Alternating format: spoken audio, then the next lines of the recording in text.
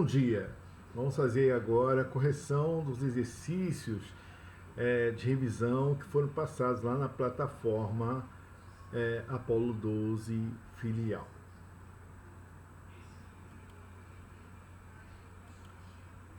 Na questão 1, está sendo trabalhado o quê? O emprego do hífen.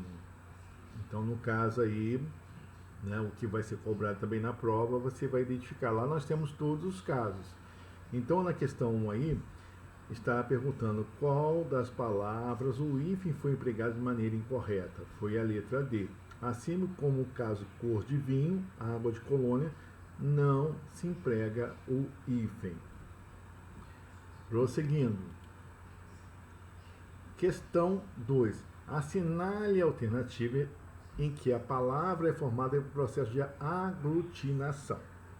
Então, nós estudamos também os processos de formação de palavra, que é redução, que é o caso de metrô, a aglutinação, que é o caso de aguardente, quando há perda de fonemas ou elementos da palavra, e justaposição, que no caso de girassol e pontapé, não se perde nenhum elemento.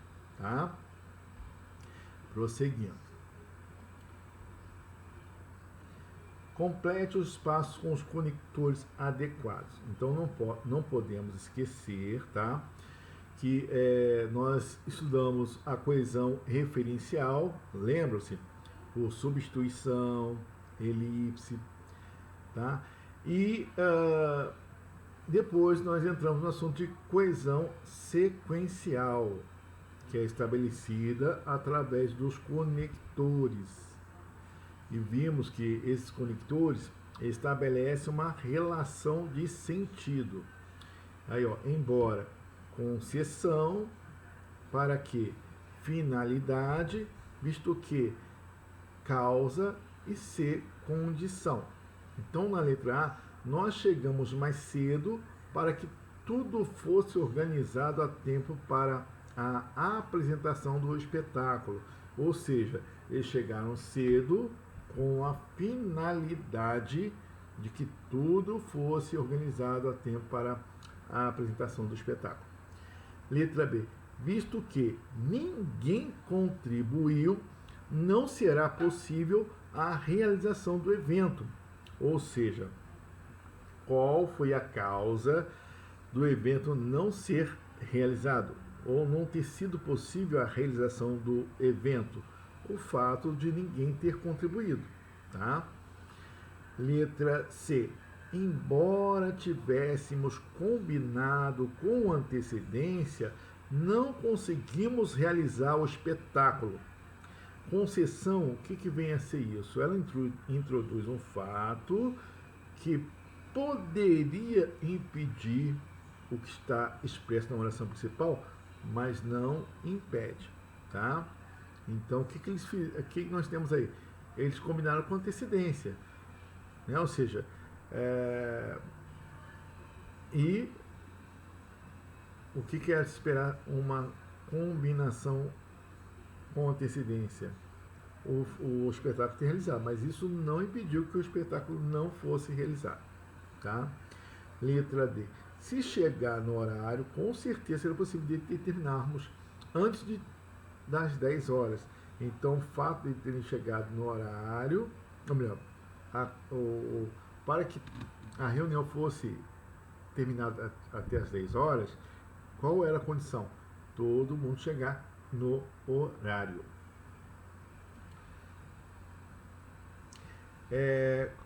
Aí é interessante, tá, gente?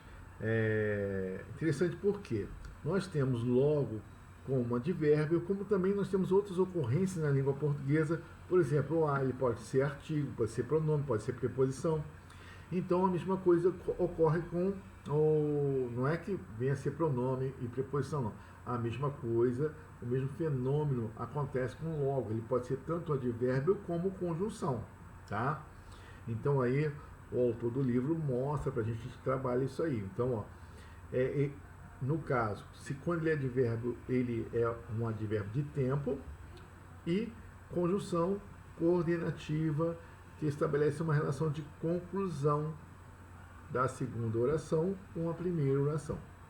Então, ó, procure chegar logo, porque a reunião já está começando. Aí, ó, advérbio de tempo. Não saiu cedo, logo se atrasou. Conjunção coordenativa. Como nós já estudamos, conclusiva. Podem se sentar, pois logo a reunião começará. Logo, advérbio de tempo. Se conhecem há muito tempo, logo irão namorar. Aí é conjunção coordenativa, porque estabelece uma relação de conclusão.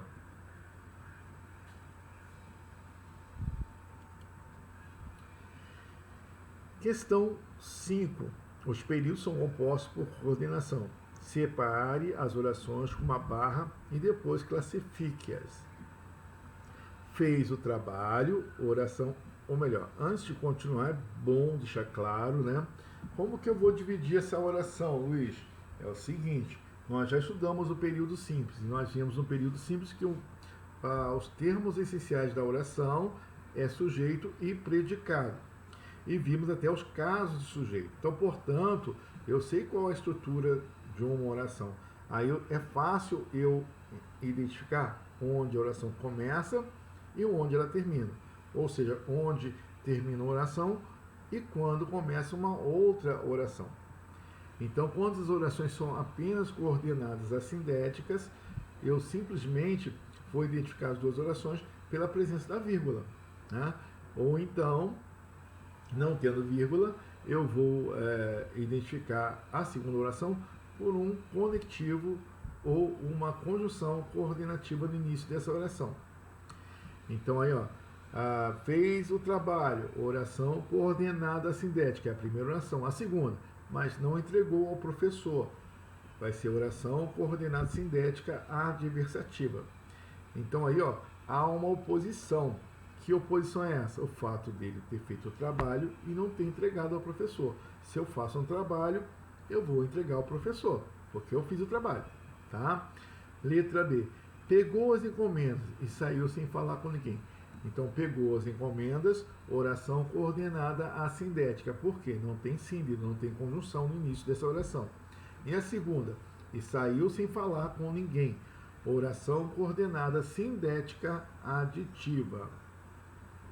Letra, né? Ou seja, porque há uma relação, ela estabelece uma relação de adição entre os dois fatos. Letra C. São todos surdos, portanto, não podem ouvir. Ou seja, a segunda oração apresenta um fato esperado em relação ao primeiro. Então aí tem uma relação aqui de conclusão. Vamos às classificações. A primeira oração, todos são surdos. Perdão, são todos surdos. Oração coordenada assindética, porque não tem síndide. A segunda, portanto, podem ouvir. Oração coordenada sindética conclusiva. Letra D. Fale agora. Oração coordenada assindética. Ou cale-se para sempre. Oração coordenada sindética alternativa.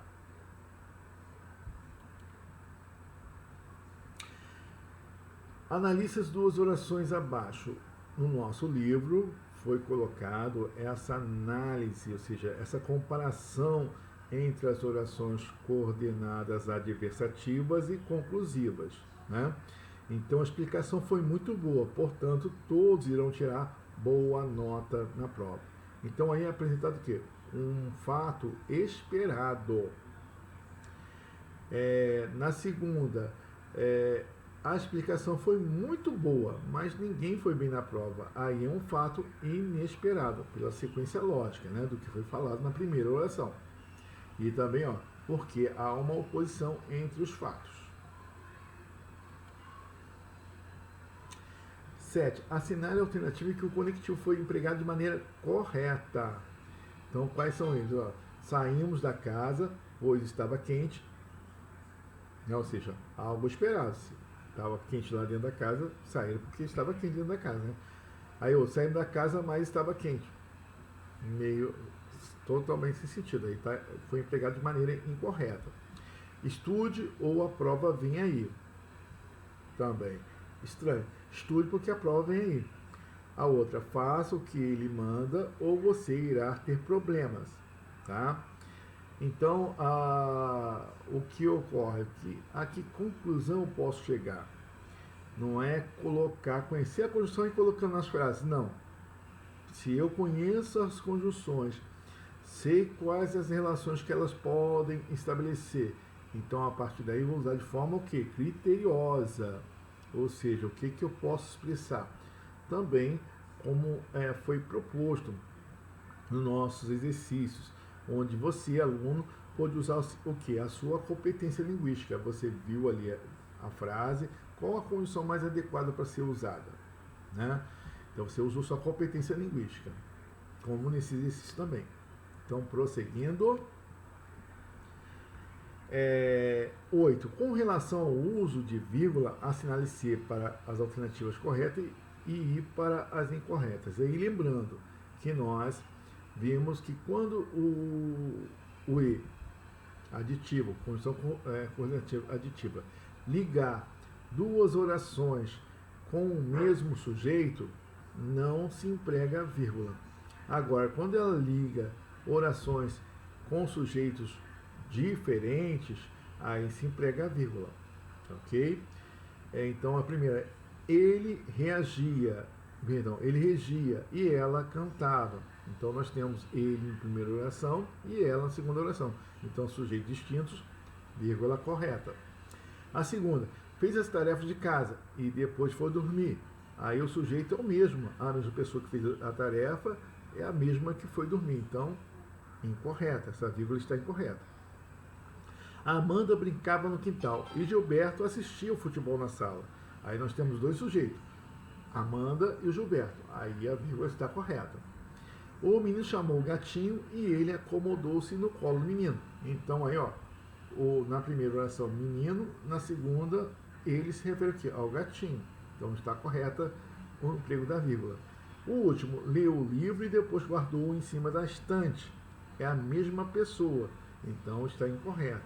Não se emprega a vírgula aí. Questão 9. Classifique as figuras de linguagem considerando a enumeração abaixo.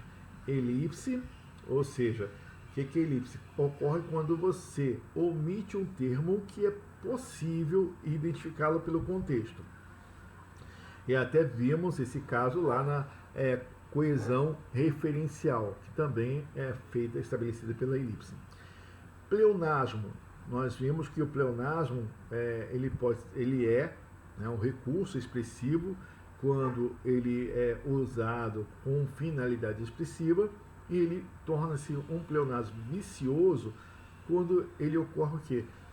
Simplesmente por uma construção despreocupada. A pessoa fala, ela não reflete a respeito do que ela está falando, então ela comete uma redundância e aí no caso causa construções, digamos assim, equivocadas na língua portuguesa, né? E a 3, polissíndido, é quando a gente usa também o conectivo repetidas vezes para enfatizar uma ideia ou então uma sequência de fatos que ocorrem. E o assíndido, quando há ausência, a omissão da conjunção, que você percebe que ela está ali aliás, a vírgula está no lugar dessa conjunção. Então, ó, tens casas, tens roupas, tens amor, tens famílias, reclamar para quê? Então aí, ó, tem uma omissão de um conectivo, que certamente entraria, ó, na última oração. E reclamar para quê? Como também eu poderia fazer um polissíndido, né? Tem casa, e tem roupas, e tem amor, tem família, e reclamar para quê? Eu poderia fazer isso. É um recurso expressivo. Mas no caso aí, ó, é um assíndido, pois está faltando lá na última, entre a última e a penúltima oração, o conectivo e. Na sala, apenas 4 alunos desmotivados. Está faltando alguma coisa aí, não é isso? Então houve um elipse. Então na sala havia apenas 4 alunos desmotivados. A vírgula entrou no lugar do verbo haver. A outra, há 2 dias meu telefone não fala, nem ouve, nem toca, nem tuge, nem muge. No caso aí, né, gente, a repetição do conectivo, ó, polissinto, nem. A última, chovia uma triste chuva de resignação, Manuel Bandeira. Aí há uma finalidade expressiva. No caso, pleonasmo. Não é o pleonasmo vicioso, como nós falamos, ou como eu abordei com vocês em sala de aula. 10. Ri meu riso e derramar meu pranto. Vinícius Moraes. É um caso que pleonasmo. E aqui nós finalizamos a correção do exercício de revisão para a nossa prova.